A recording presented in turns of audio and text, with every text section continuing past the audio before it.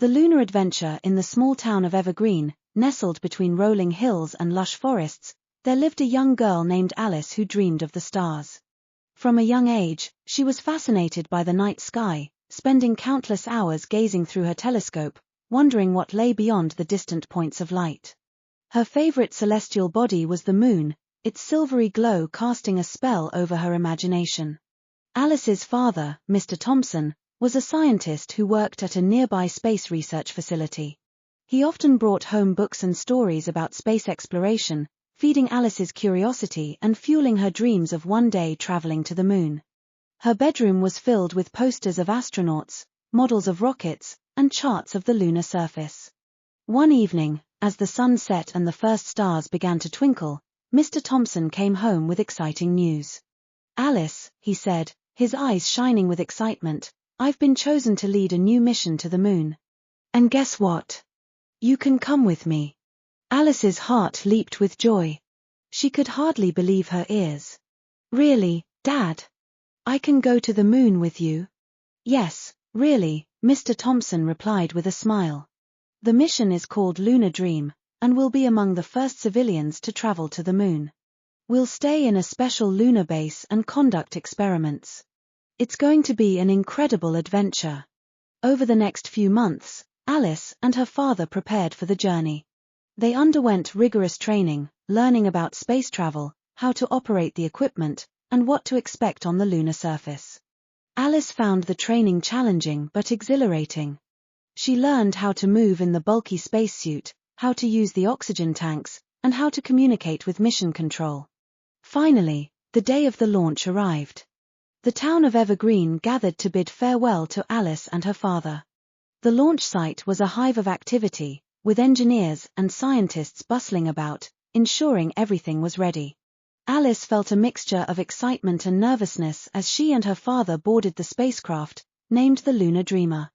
As the countdown began, Alice looked out of the small window at the crowd below. She spotted her mother, waving proudly, and her friends, cheering them on. The spacecraft's engines roared to life, and with a tremendous force, they lifted off the ground, soaring into the sky. The journey to the moon was a thrilling experience.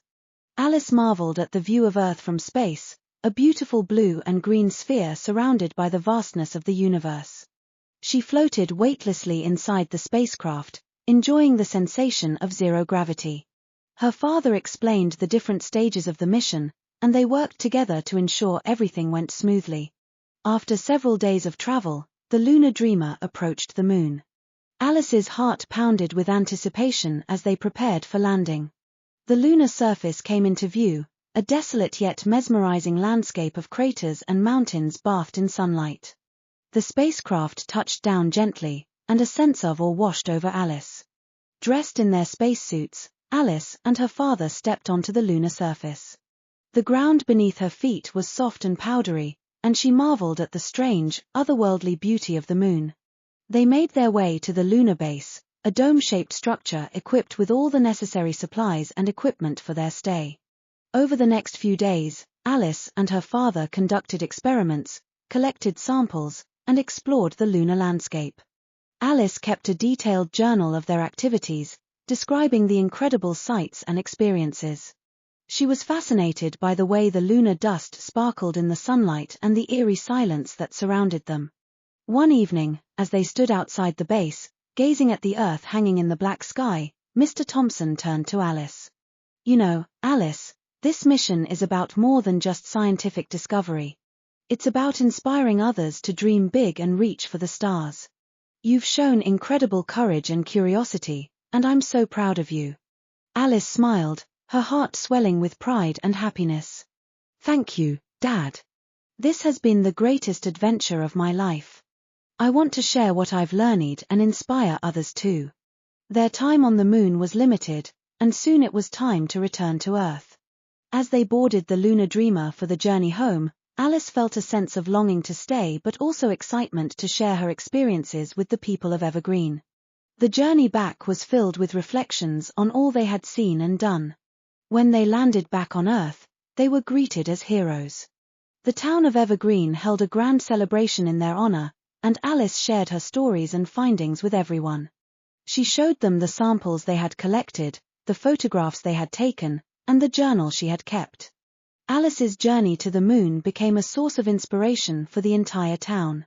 Her story was shared far and wide, encouraging young and old alike to pursue their dreams and explore the unknown. Alice continued her studies in space science, determined to return to the moon one day and perhaps venture even further into the cosmos.